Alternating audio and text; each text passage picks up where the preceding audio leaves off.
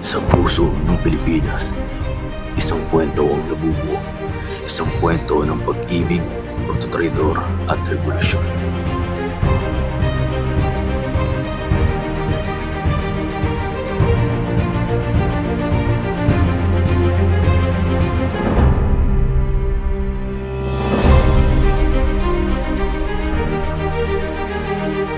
Siya ay isang batang may mithiin at pangarap na bumalik sa kanyang lupang sinilangan matapos ang 7 taon sa Europa.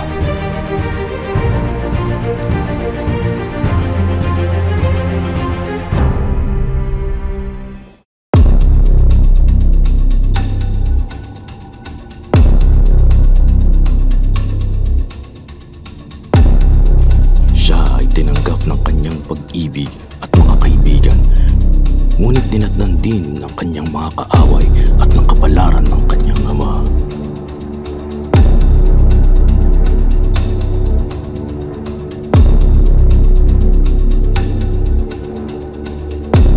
Tawad sa inyo.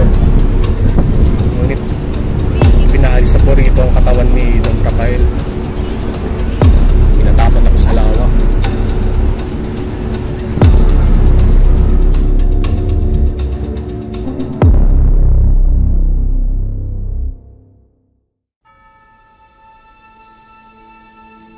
Siya ay nagpasyang sundin ng adikain ng kanyang ama. Mga kaibigan, hindi sapat na magpasalamat ako sa inyo at sa inyong tulong at suporta sa gitna ng panganib at pagsubok. Kayo ang mga taong nanatiling tapat at nagtiwala sa akin. Ang paaralang ito ay hindi lamang isang gusali.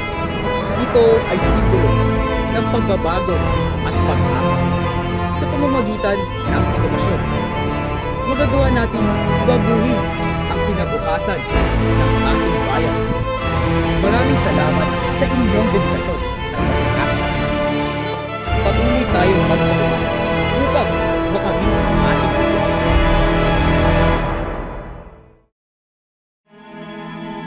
Siya ay naharap sa mga balakid at panganib mula sa mga tiwali at makapangyarihan na natatakot sa kanyang impluwensya at pananaw.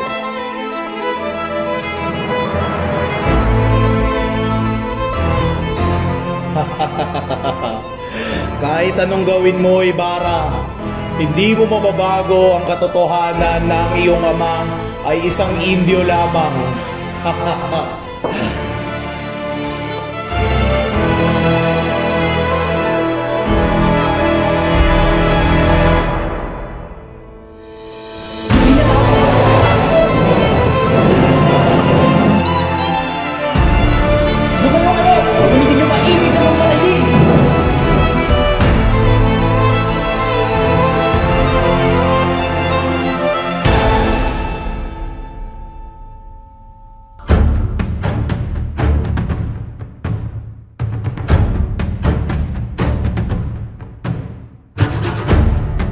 Bukas ng pakal ang pinagawa ni Ibarra. Alam mo na yung gagawin, di ba?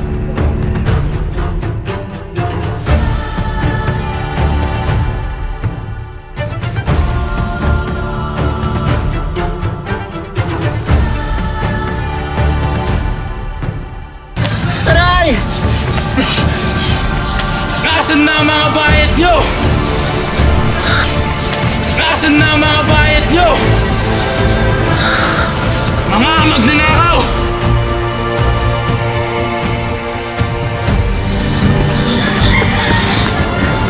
Pinagnakawan niyo ang simbahan! Mga walang kwentang sakristan ang katulad niyo! Hindi kayo karapat-rapat dito! Hindi po, hindi po. Tigil na po.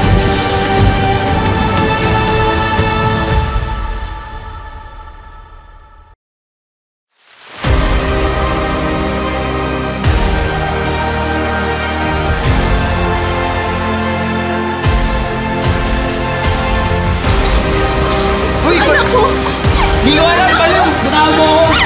Yung anak ko! Nakita mo ba yung anak ko? Hindi namin... Ikaw! Yung anak ko! Yung anak ko!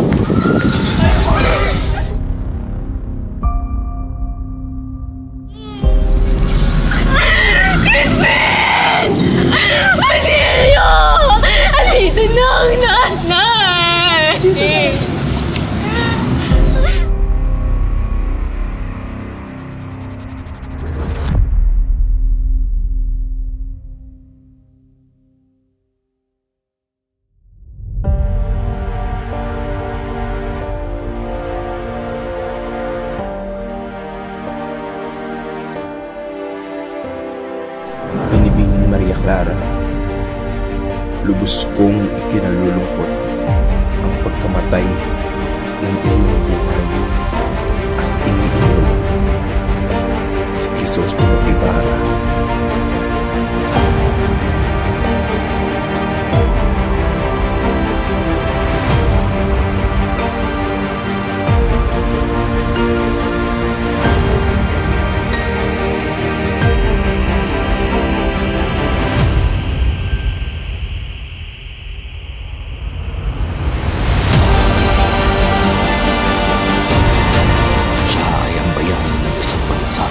Inspirasyon ng isang henerasyon, ang martir ng isang layunin.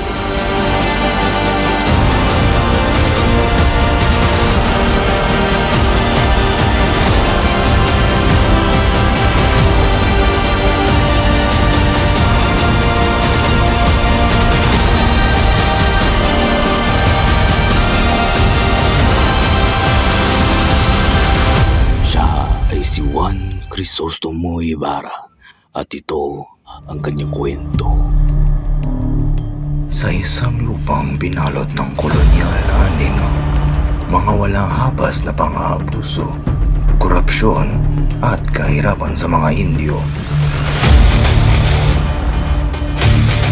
Isang misteryosong lalaki ang naglalakad na may tinatagong layunin. Sinisikap na maikintal ang kalagayan ng bayan at siyang may siwalat ang bawat katotohanan.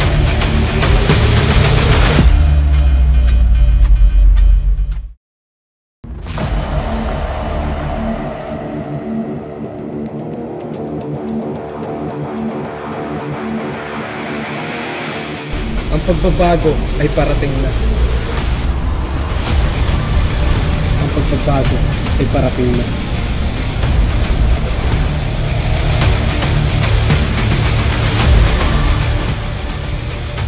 Sa isang mundo ng magkasalungat na katotohanan.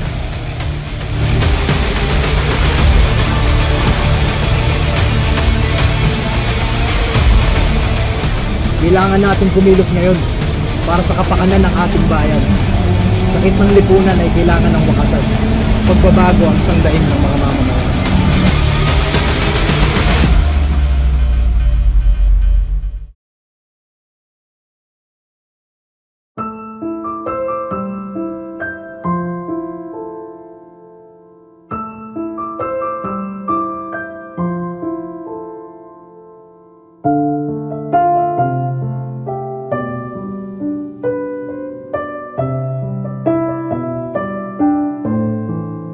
Pagdurusay, naway maging daan sa kalayaan.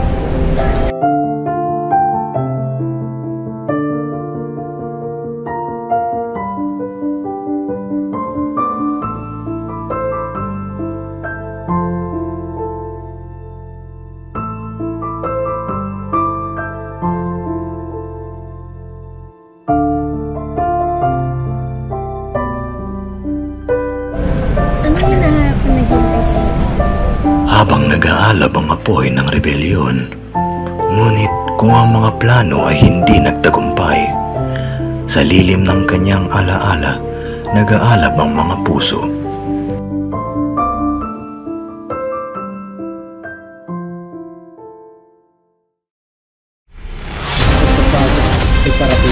Walang mga tiranong, walang mga alipin.